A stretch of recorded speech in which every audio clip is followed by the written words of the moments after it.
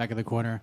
You've been waiting a long time to share the octagon with Conor McGregor, and now we're just a few days away, and you're sitting up here at Media Day. What has this week been like for you? What are the feelings right now? Does it feel like just any other fight, or how would you describe it? I mean, my media schedule felt like any other fight, but when you go on social media, you see everybody, you see the eyes, you see the clicks that you're getting on everywhere. It's huge, It's fun, and when the World Cup is going on and people are talking about Holloway versus McGregor too, that's an amazing time to be alive.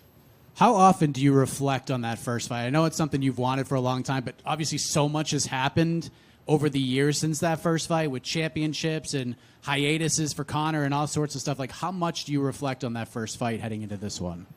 Not much, you live, you learn. Every loss to us is a learning experience, and that's all it was, I got to do some great things after that. He did some great things, and we're here now 13 years later, and I'm excited. I was asking Robert Whittaker a little while ago about light heavyweight Robert Whittaker, and he feels like it's been life-changing. Welterweight Max Holloway, has that been just as life-changing for you? What is this fight week like fighting at 170 as opposed to 55 and 45? I mean, 45, you can't even compare it, right? 55, I always talked about how it's been great, been better, it's been awesome. 170, oh my gosh. It's just performance up here, so I love it.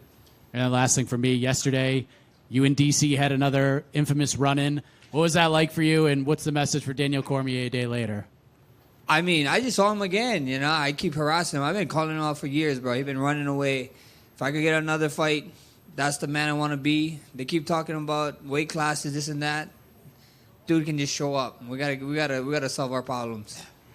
Max, what have you made about Conor's apparent frustration that he's not talked about as the greatest featherweight of all time? And he's a little bit mad that you sometimes get called that.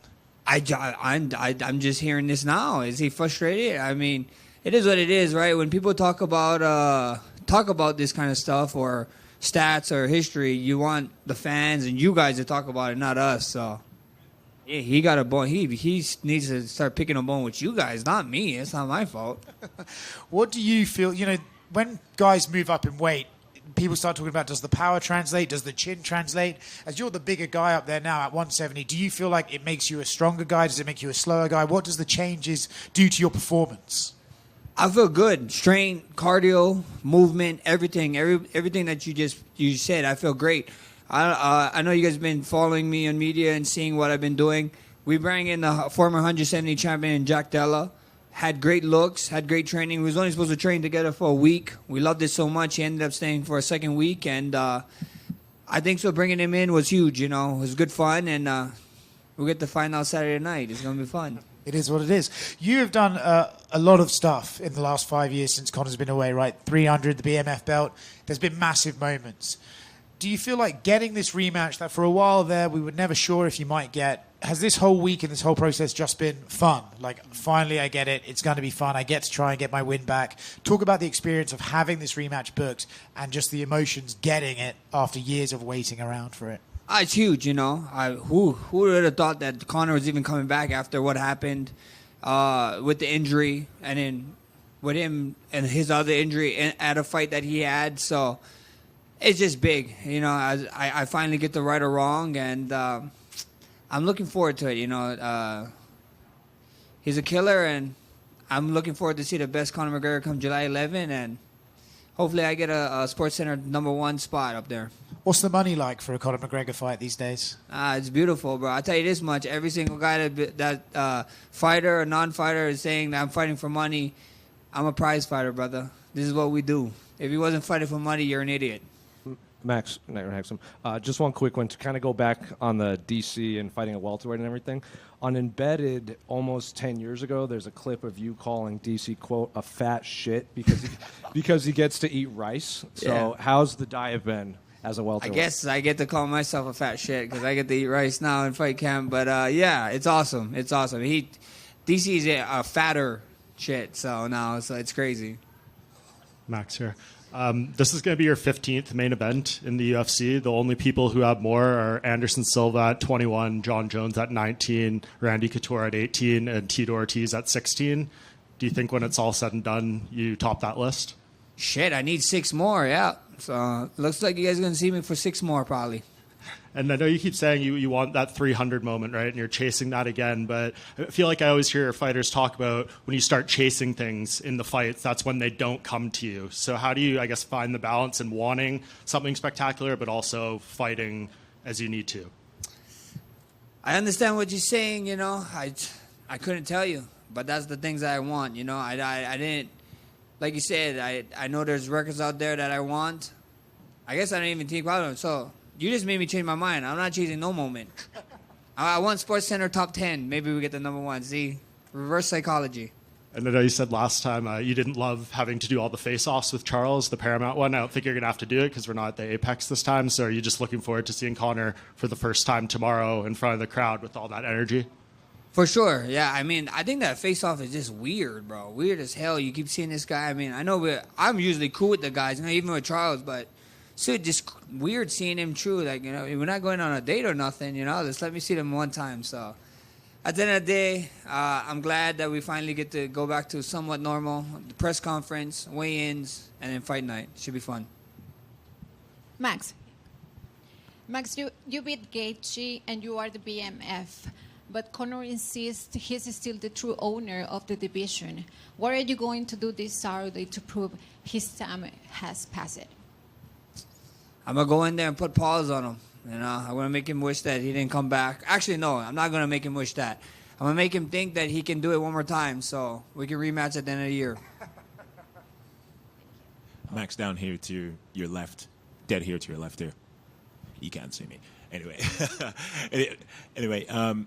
I feel like the consensus among most MMA fans, given Conor's layoff, is that you should walk right through him, particularly with your volume-heavy style. How is it competing with the pressure of being the one who should come out with a victory? I mean, that's crazy talk, right? A lot of people, a lot of fans is counting Conor out, which is crazy. I mean, a lot of people count Justin Gaethje out. I mean, this is different. This is different situations, right? But this guy has unlimited money. You know what I mean? He has a lot of connections. He's coming back from a crazy injury. He supposedly found God. His kid is going to be here at the fight. I saw Tim Grover in a picture with him. I don't know if that's the coach now, but he's doing all the right things. You know what I mean? So I'm getting ready for the most dangerous Conor McGregor we ever saw, and nobody's telling me otherwise because once you start overlooking people, things don't go too well for you. And you mentioned it there. He has millions of pounds, well, dollars in the bank. He has accolades. He doesn't need to do this. What do you think that says about his character? He's an animal. He's a warrior. Bro, nothing but more than respect. You know, there's a saying that that I grew up watching. I forget what boxer promoter said it, but I was watching a documentary, and he said it right. You know, he was like, "Why the hell would a rich kid fight? Rich kid don't need to fight. You know, poor kids fight." So to see that he still got that side of him in him is exciting. Do you think that you'll be given the credit for beating this version of Conor McGregor, obviously coming off the leg break, the 5 years? Do you maybe wish that this had come a few years earlier? I mean, when it's all said and done, we live in a social media way. I don't think anybody getting credit for anything nowadays. So at the end of the day, if they give me the credit, if not, it is what it is. I get to go out there and check something off my list. Thank you. Max in the middle right here. Any concerns that this fight wasn't going to happen just because it has been so long that Conor's been in there? And if so, did that weigh on you at all during camp, whether this is going to happen or not? Not at all. You know, I didn't have too many concerns. You know, everybody talked about that one Chandler fight. He did only really ever pull out of that fight ever in his whole UFC career. It was one, you know, and people just hold it like tooth and nail towards him, which is crazy. But I had nothing. You know, I just trained as usual, and if it didn't happen, it didn't happen. If we got to this point and it still didn't happen, then they have other guys in the pipeline, I believe, and we're just ready for whatever. You mentioned training with Jack Della Maddalena. Is that something you plan on doing in the future, or was it specific to fighting McGregor? For sure. Now we got guys, you know. I'm at that point in my career where I think so we have a little bit more connections with a lot of different camps and different people, and bringing in different bodies is good. You know, it only helps me. I learned a lot from Jack, and I'm excited to do more training in the future. Just last one for me. I don't know how much you still follow the Toronto Raptors, but what do you think of Kawhi Leonard going back to the Raptors in the big trade? I'm pretty excited. You know, I gotta Bobby be at the fight, the GM, and I gotta have a sit down talk with him because I don't know some of the stuff we gave up. I'm like, I don't know, but Kawhi's Kawhi. I'm excited, and who's to say he don't bring one back, you know, to the city? So it'd be fun. Hey, Max, there's another Pacific Islander, more on the Maori side, and Robert Whitaker, who's also moving up a division in this card. So I'll kind of ask you the same question I asked him. What's that like with this camp being up as far as your walking weight goes? Can you maybe tell us a little insight as far as what your walking weight was around 55, and does it change too much for this 170 camp? Yeah, bro, it changes a little bit, you know. I definitely got to get a little bit heavier. We wanted to be a little bit bigger. I mean, the cut is not as crazy, but it's still a cut, so... At the end of the day, your boy finally got to put on some size, and I'm just excited to show you guys Saturday night. And as far as pressure testing it in the gym goes, we just mentioned Jack Della Maddalena as far as southpaw looks. Was there any southpaws for one, and for two, how did that weight feel, you know, moving around for this camp with the extra weight?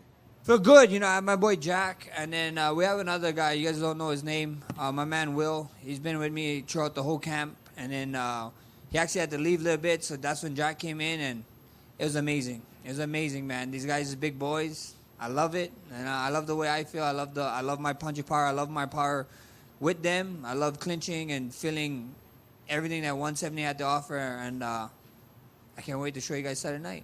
Fantastic. And last one for me, you are 2-3 against UFC level southpaws. You've avenged all those losses minus Conor McGregor, which you'll have obviously a chance this Saturday. Tell me, Max, you don't want to give away too much of the game plan, I imagine, but what do you feel about facing southpaws? Something you like, something you don't like? I noticed in the Arnold Allen fight, you fought like all southpaw almost, and then not as much against Poirier. Do you just change it up for the different opponent, or what's up? Yeah. Every single fight we approach differently, and we saw certain things that work with certain people, and that's what we do. You know, I got some of the best minds in the game, and my coaches, you know, with Ryan Lazarus, Ivan Flores, and Darren Yap. Man, these guys, you guys wouldn't even know their names if I didn't say them. You know that these guys like being in the dark. Two more questions. One, Max, a large part of the storyline around this fight is obviously Conor's 5-year absence. As a guy who's been so active, how do you think a 5-year layoff would have affected you in your career? Like I said, I think it shouldn't affect him. I think that I could come back from a 5-year. You give me his bank account, all his connections, brother, I'll be back in 10 years. That's what I'll do, you know? Like, everybody bringing that excuse up. Yeah, the only thing that he missed is maybe the walk, the arena, the feel, right? But we still had stone cold killers in there, bro. He still was one of the best fighters in the world at one point. So I'm looking forward to the best Conor McGregor. Best of luck. Thank you, brother. Max, back here. So there was, like, you were asked there about the finances going into this. Is this the best payday of your career, this fight? For sure. I mean, maybe. We see. Everybody keep talking about Conor McGregor, this and that, and fighting for money. Like I said, man, anybody who ever says that they don't fight for money, they're lying through their damn teeth, bro. We're prize fighters. We're money fighters. This is what we want. Did you notice anything, like, particularly when you fought on Paramount the last time versus, obviously, you're a pay-per-view headliner. Your last one would have been against Poirier on pay-per-view. Did you notice, like, financially there was much of a difference between those two? Yeah, for sure, 100%. And if you didn't notice it, you guys need new managers, fighters. Wait, was it good or bad? It was very nice. And last one, just you were asked there about Oscar asked about Conor being frustrated at being not ranked as the best featherweights. Of the 5 who have had that belt, you, Volk, Ilya, Conor, and obviously Aldo. How do you rank them from 1 to 5? I think Aldo is my favorite. You know what I mean? But I can see the case with Volk for sure. You know what I mean? And then I also see through the media size wise, and I'm not gonna rank myself in it, right? So if it's 4, would have to be Aldo. Aldo, Volk. Maybe you give a little bit more to Ilya because of who he did and the guys he fought, right? And then Conor just won it one time, boom, disappeared, became a double champ. So, you know, true to him, but that's just the way I look at it.